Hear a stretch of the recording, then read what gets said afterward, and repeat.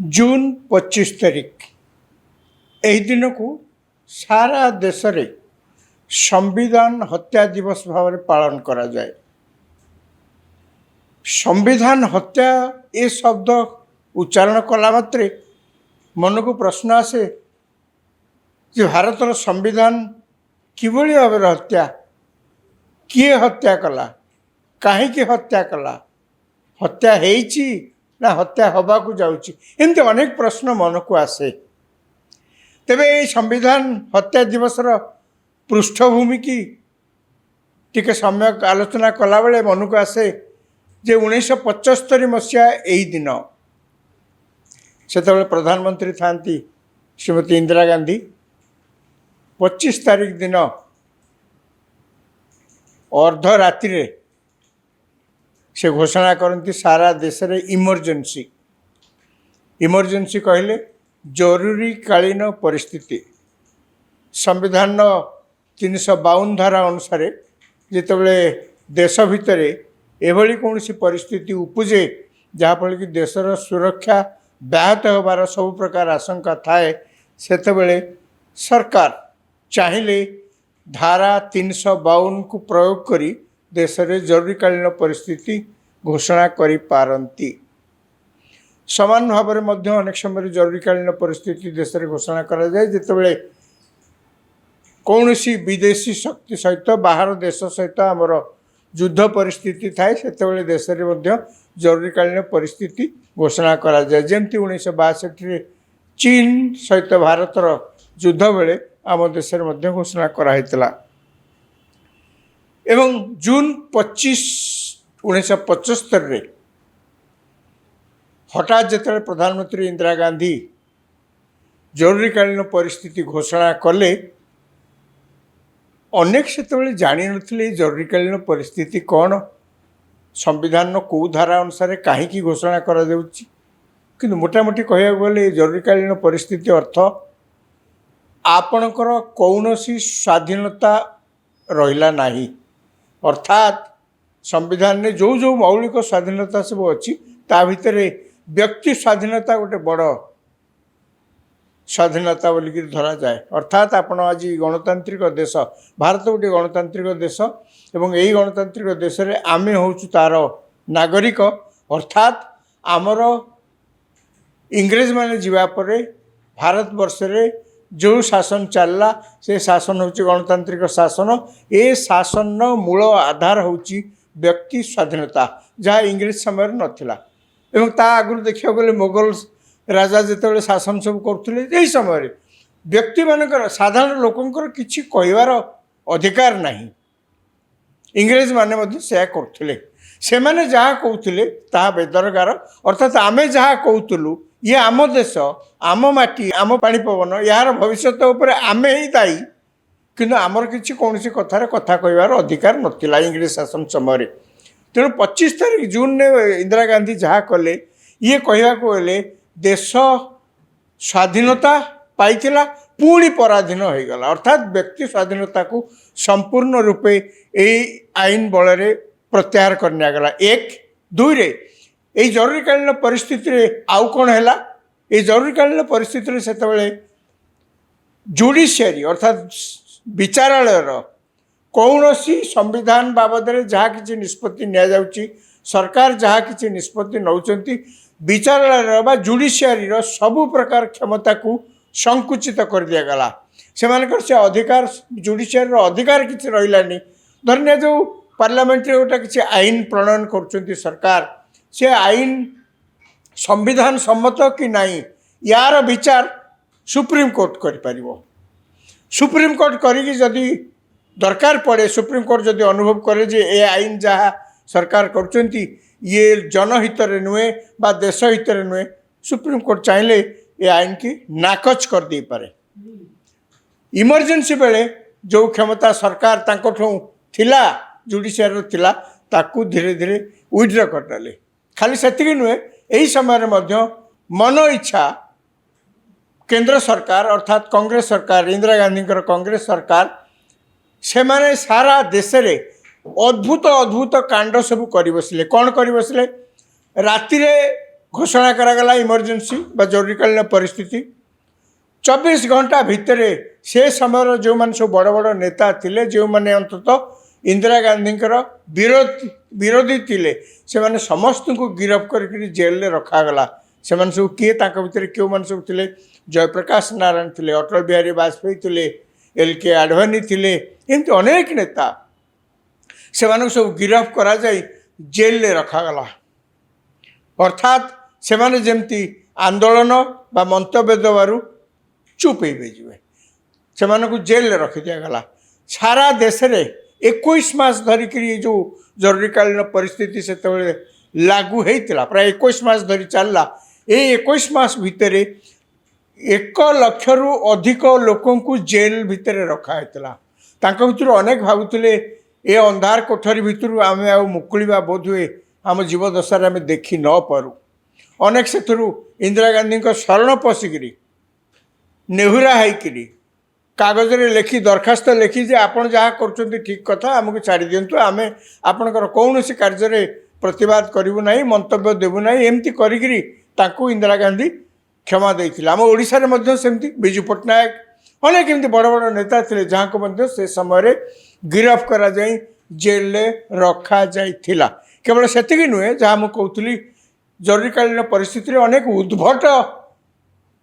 Idea मध्य सरकार को जुटिला सरकार कहले से इंदिरा गांधी सरकार तो निश्चित भाव में सरकार किंतु तांको पुओ संजय गांधी ये कौन सी पदपदवी नथिले ये MP नथिले ये कौन सी जहाँ कहते शासन व्यवस्थार कौन सी यांकर नाम निशान नथिला किंतु से कह गले सबुठु संविधान उपरे जाइकरी से गोटे स्वतंत्र फोर्स होकर से ही सरकार चलाउले एभली चलाउले सी एवं विद्याचरण शुक्ल बेली से जड़े थे public relation department INB ministry से थे मंत्री सूचना और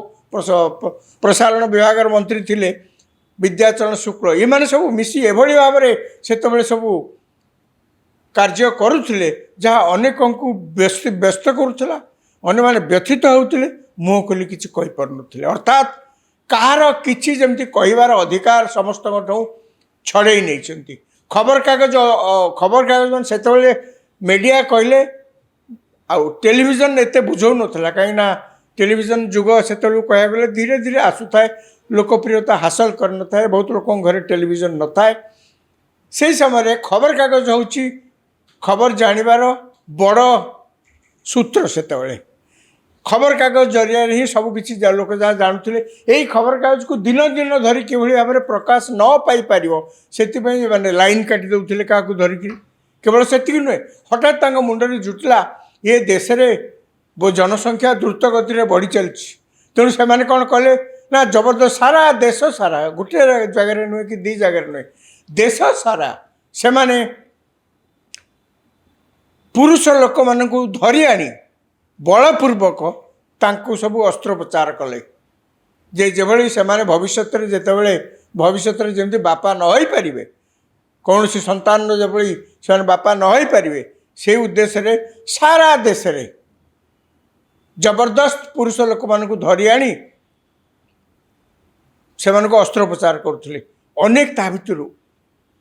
जेहेतु सफा सुतरा ऑपरेशन करने को जो भाई भाव में परिवेश दरकार डाक्तखानार परिसर जमी हवा कथा परिवेश जमी हवा कथा से दूर रहा फल से कम को न देखा फल डाक्तखाना परिसर परिष्कार परिच्छन्न न हवा फल जबरदस्त ये सब कला को अनेक लोकंर मृत्यु होता प्राय 10 लाख रु ऊर्ध्व लोक ये भाव में बलपूर्वक अस्त्रोपचार कराइला खाली से नुहे हठात कि से सरकार किसी लोक सरकार कहले जहाँ मुझे कहली किसी लोक मुंडे गोटे खियाली मनोभाव खियाली आइडिया जुटिला दिल्ली की सौंदर्यकरण करा दिल्ली सुंदर दिशा दरकार आइडिया किसी खराब नुहे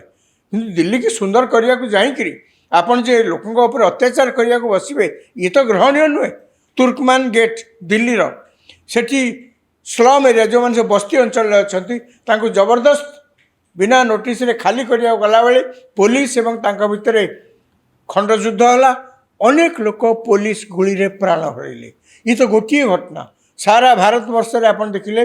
ଅନେକ ଜାଗା ଏମିତି ଅଛି ଯେଉଁଠି ଏମିତି ଏମିତି କଥାରେ ଅନେକ ପ୍ରକାର ଘଟଣା ସବୁ ସେତେବେଳେ ଘଟିଥିଲା।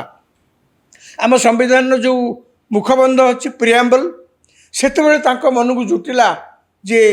ଏଇ ସମ୍ବିଧାନର ଏଇ ପ୍ରିଆମ୍ବଲ୍ରେ ଆଉ କିଛି କଥା ଆଡ଼୍ କରିବାର ଅଛି, ଯୋଗ ଦେବାର ଅଛି, ଆଉ କିଛି କଥା ତା ଦେହରେ ମିଶାଇବାର ଅଛି। ଅର୍ଥାତ୍ ସମ୍ବିଧାନରେ ସେତେବେଳେ ଯାହା ଥିଲା, ଆମ ସମ୍ବିଧାନରେ ଯାହା ଲେଖା ହେଇଛି ସେଥିରେ ଦୁଇଟା ଶବ୍ଦ, ଏ ଶବ୍ଦ ପୁଣି ସମ୍ବିଧାନରେ ରଖିବା ପାଇଁ, ସମ୍ବିଧାନର ମୁଖବନ୍ଧରେ ରଖିବା ପାଇଁ ସମ୍ବିଧାନ ପ୍ରସ୍ତୁତି ସଭାରେ ଆଲୋଚନା ମଧ୍ୟ ହୋଇଥିଲା। ସେତେବେଳେ କିନ୍ତୁ ଅନେକ କହିଥିଲେ ଏହାର ଆବଶ୍ୟକତା ହିଁ ନାହିଁ, କିନ୍ତୁ ସମ୍ବିଧାନ ସଂଶୋଧନ ବିଲ୍ 42ତମ ସମ୍ବିଧାନ ସଂଶୋଧନ ବିଲ୍ ପାର୍ଲାମେଣ୍ଟରେ ଇମର୍ଜେନ୍ସି ସମୟରେ ଆଗତ କରି ଯେତେବେଳେ ନେତାମାନେ ସବୁ ଜେଲରେ ସଢ଼ୁଛନ୍ତି, ଆଲୋଚନାର ପରିବେଶ ଆଦୌ ନାହିଁ, ପାର୍ଲାମେଣ୍ଟରେ କହିବାକୁ ଗଲେ ବିନା ଆଲୋଚନାରେ ସମ୍ବିଧାନର 42ତମ ସଂଶୋଧନ କରାଗଲା। ଏହି ସମ୍ବିଧାନର ଏହି ସଂଶୋଧନର ସବୁଠୁ ଗୁରୁତ୍ୱପୂର୍ଣ୍ଣ କଥାଟି ହେଲା ପ୍ରିଆମ୍ବଲ୍ ବା ସମ୍ବିଧାନର ମୁଖବନ୍ଧରେ ଦୁଇଟି ଶବ୍ଦକୁ ଯୋଡ଼ାଗଲା ଯାହାର ଆବଶ୍ୟକତା କିଛି ନଥିଲା। ସେ ଶବ୍ଦ ଦୁଇଟି ହେଉଛି ସୋସିଆଲିଷ୍ଟ ଏବଂ ସେକୁଲାର। ସେତେବେଳେ ସମ୍ବିଧାନ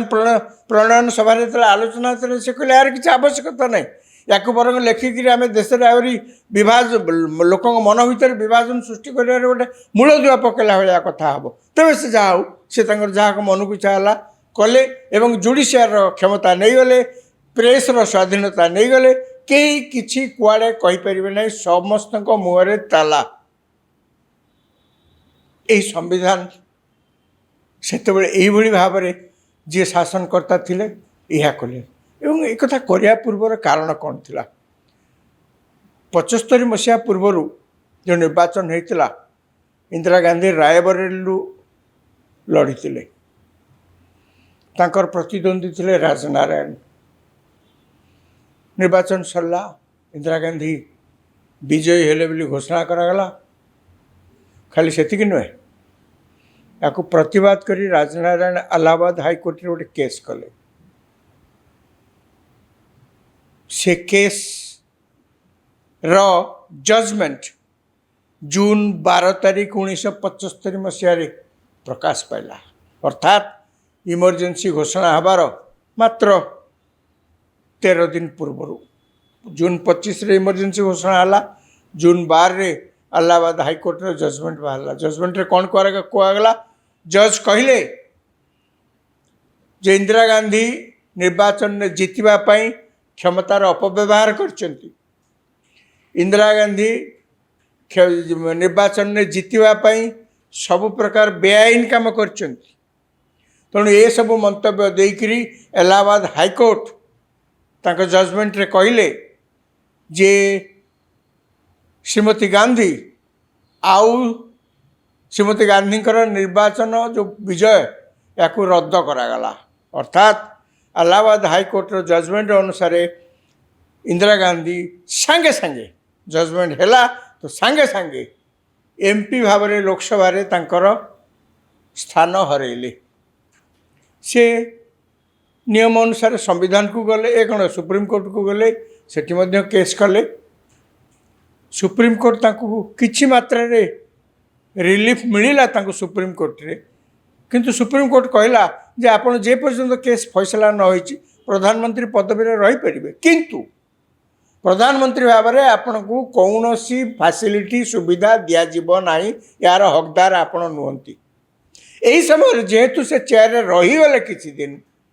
ସିଦ୍ଧାର୍ଥ ଶଙ୍କର ରାୟ ଏବଂ ଅନ୍ୟମାନେ ଆସି ପ୍ରଧାନମନ୍ତ୍ରୀ ଇନ୍ଦିରା ଗାନ୍ଧୀଙ୍କୁ କହିଲେ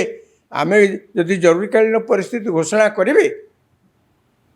ତାହେଲେ ଆଉ କେହି କିଛି କହିବେନି, ଇଏ ଗଡ଼ି ଗଡ଼ି ଏମିତି ଚାଲିବ, ପରେ କ'ଣ ହେବ ଦେଖାଯିବ। ସେୟା କଲେ ମଧ୍ୟ ଇନ୍ଦିରା ଗାନ୍ଧୀ ଆଇନକୁ ସମ୍ମାନ ନ ଦେଇ ସେ ଜରୁରୀକାଳୀନ ପରିସ୍ଥିତି କଲେ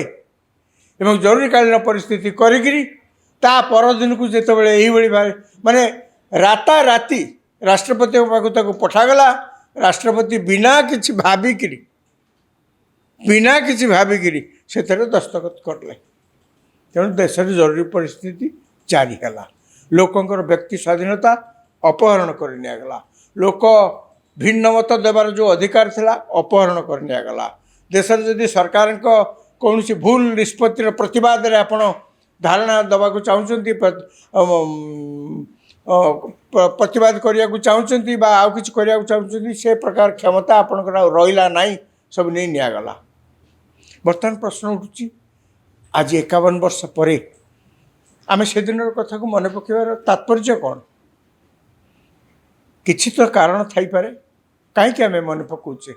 आम मन को स्वतः प्रश्न आसूची जे एबे कौन सी प्रधानमंत्री चाहिए व्यक्ति स्वाधीनता को अपहरण कर जरूरीकालीन परिस्थिति लागू करें कि हाँ मन को एक कथा जो आसे जड़े उत्तर ना कहीपे एवं कारण दर्शे पारे जे एबे लोक बहुत शिक्षित हेले सचेतन हेले मीडिया पावर मध्य जहाँ कहले भी बहुत बढ़ीगला। मीडिया आउ केवल खबर कागज सीमित नहीं टेलीविजन डिजिटल जुगरे सोशल मीडिया आउरी पावरफुल चाहिए भी कौन सी सरकार आजिका दिन में देश में जरूरीकालीन परिस्थिति आवश्यकता नथिले करिपरिबा निज क्षमता पाई निजे क्षमता रहिया करिपरिबे नाही किंतु क्षमता अपहरण किंतु गणतंत्र अपहरण गणतंत्र को हत्या करिवार अनेक बाट अच्छी से सीना जरूरीकालीन परिस्थिति थिला एबे अनेक बाट अच्छे आपण क्षमतार अच्छी आपण चाहिए जो मैंने आपण कार्यकलाप को समालोचना कर मुह बंद करने को चाहिए अनेक बाट अच्छे आजिकल देखा जाउची संवादपत्र मान को आपण हाथ में रखिए मीडिया को हाथ में रखिए दरकार पड़े मिछा मिछ केस लगेकरी हैरान हरकत करेंगे जहाँफल कि मुह खोली किसी कहया को साहस करें विरोधी पक्षर जो मैंने सब अच्छा देखा एते भारतर चित्र बर्तमान देखो धीरे धीरे धीरे धीरे धीरे धीरे विरोधी पक्ष जमती पक्ष छेदन धीरे धीरे से गौण हो जाती विरोधी पक्ष एथि किसी कम दायी नुहति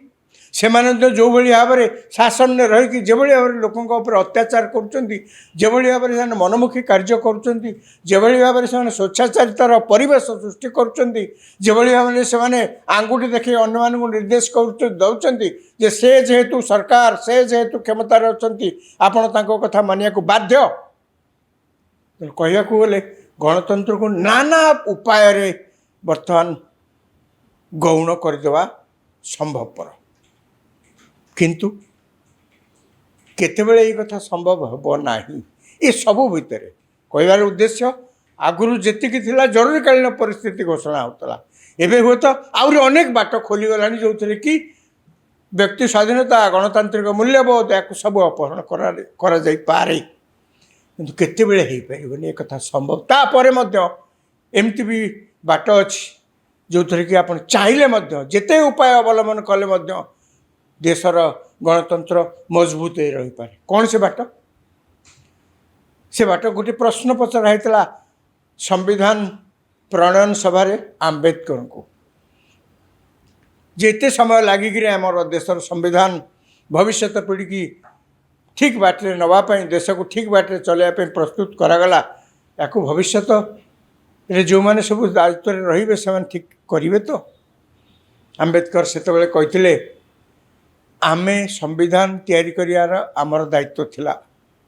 ये संविधान को किभली कार्यकारी करा जीवो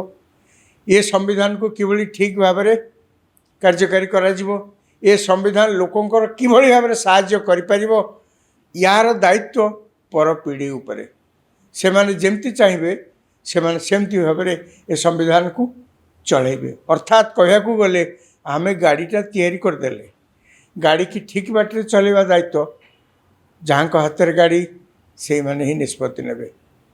तेणु आज जो जून 25 तारीख आम संविधान हत्या दिवस बोली पालन करुचे मन भितर यही प्रश्न आसवा कथा कि गाड़ी सीना रेडी किंतु गाड़ी की चलेबा दायित्व आमर भल मेंटेन करी गाड़ी की आम चलेले गाड़ी आमको केबे असुविधार पकेबनी जदि आम प्रति पादरे गाड़ी को निजर बोली न भाविकी आम तार जत्न न नवा गणतंत्र विपन्न है भविष्य में सेमती परिस्थिति सृष्टि हो पारे।